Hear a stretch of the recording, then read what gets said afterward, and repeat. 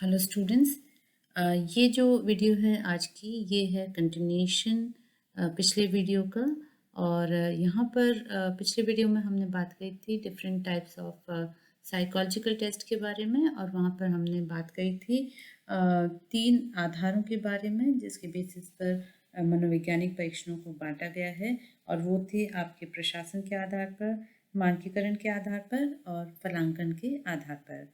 आज के इस वीडियो में हम बात करेंगे 2 अन्य आधारों के बारे में। एक तो है रूप या नेचर के आधार पर, और दूसरा है हमारा माध्यम के आधार पर, किस तरह से या कितने प्रकार के साइकोलॉजिकल टेस्ट हो सकते हैं।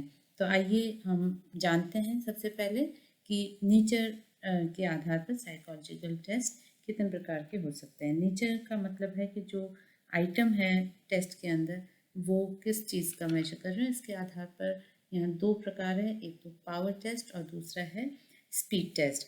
तो स्पीड टेस्ट को तो हम कहते हैं गति परीक्षण हिंदी में, और पावर टेस्ट को हम कहते हैं शक्ति परीक्षण। सबसे पहले बात करेंगे शक्ति परीक्षण की। यहाँ पर टेस्ट के अंदर कोई समय सीमा नहीं होती परीक्षण को पूरा करने की। और यहाँ पर दूसरा इम्पॉर्टेंट पॉइंट ये है कि आइटम्स जो होते हैं वो अरेंज होते हैं कठिनाई के स्तर के क्रम में। That is they are arranged in an increasing order of difficulty, मतलब आसान से मुश्किल की ओर। अगला पॉइंट है दैट ये जो परीक्षण होते हैं ये असेस करते हैं नॉलेज ऑफ द एग्जामिनी। इसमें प्रश्नों को हल करने का कोई निश्चित समय तो नहीं होता, लेकिन इनके द्वारा किसी निश्चित विषय क्षेत्र में परीक्षार्थी के उत्तर देने की जो क्षमता होती है उसका यहाँ पर मापन किया जाता है। तो एग्जाम्पल इसका आप देख सकते हैं, जैसे कि इंटेलिजेंस टेस्ट है, तो ये पर्टिकुलर ये व्यक्ति की इंटेलिजेंस का टेस्ट कर सकते हैं या करते हैं इनके माध्यम से। जबकि जो दूसरे टेस्ट हैं, दूसरा प्रकार है, वो है स्पीड टेस्ट। स्पीड टेस्ट के अंदर टाइम लिमिट ज़्यादा इम्पॉर्टेंट होती है, लेकिन यहाँ पर जो आइटम्स होते हैं उनकी डिफ़िकल्टी लेवल बिल्कुल सेम रखी जाती है।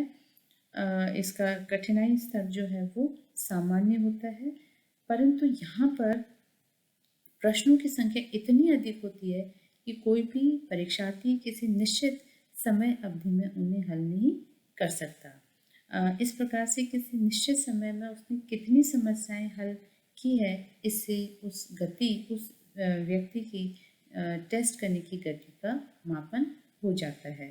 तो इसका एक उदाहरण हो सकता है जैसे क्लरिकल एप्टीट्यूड टेस्ट। हम देख सकते हैं कि यहाँ पर जो स्पीड टेस्ट है उसमें ये देखा जाता है कि वो कितना जल्दी टेस्ट कर सकता है। तो ये था नेचर के आधार पर। दूसरा जो हमारा माध्यम है वो है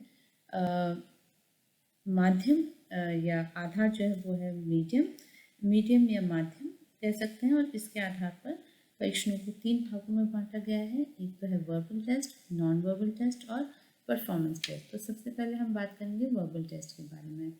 वर्बल टेस्ट जो है इसके अंतर्गत लैंग्वेज जो होती है, भाषा जो होती है, वो बेसिक रिक्वायरमेंट होता है। क्यों? क्योंकि यहाँ पर जो आइटम्स होते हैं परीक्षण के वो writing that requires basically reading, writing and oral expression. तो यहाँ पर सब्जेक्ट को उनको रीड करना पड़ता है और उनमें आंसर्स या तो टिक करने पड़ते हैं या फिर उनको लिखना पड़ता है।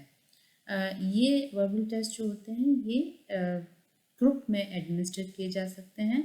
इनको हम पेपर और पेंसिल टेस्ट के नाम से भी जानते हैं।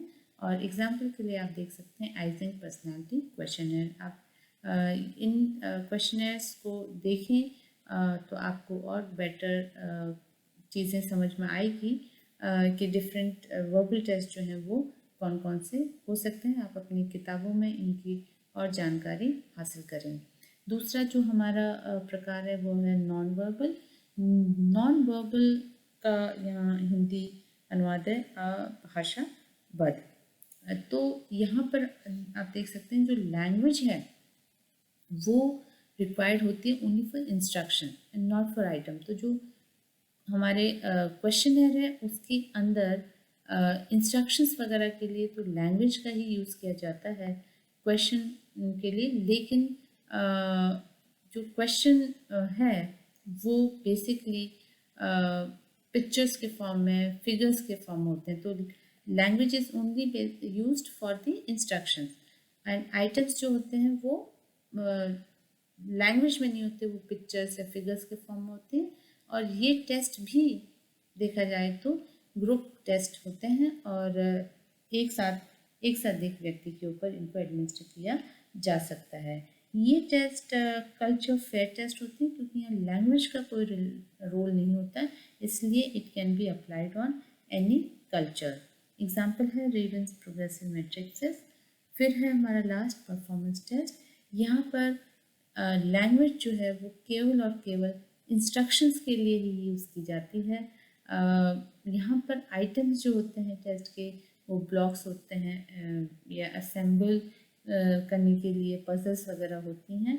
तो यहाँ पर व्यक्ति को परफॉर्म करना पड़ता है।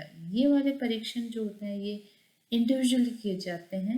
यहाँ पर ग्रुप टेस्ट पॉसिबल नहीं है, क्योंकि जैसे ब्लॉक्स के माध्यम से यहाँ डिज़ाइन बनाने होते हैं, या पज़ल दी हुई होती है तो उस पज़ल्स को अरेंज करना पड़ता है as fast as the subject can do. तो इसलिए ये टेस्ट ग्रुप में नहीं किया जा सकता, इनको व्यक्ति को इंडिविजुअली ही करना पड़ता है। एग्जाम्पल के लिए आप यहाँ देख सकते हैं खोज ब्लॉक डिज़ाइन टेस्ट है। इसको आप नेट पर सर्च करके देख सकते हैं कि ये किस प्रकार का दिखता है। आज इतना ही। आगे जो आधार है उसके बारे में हम अगले लेक्चर में बात करेंगे। Thank you.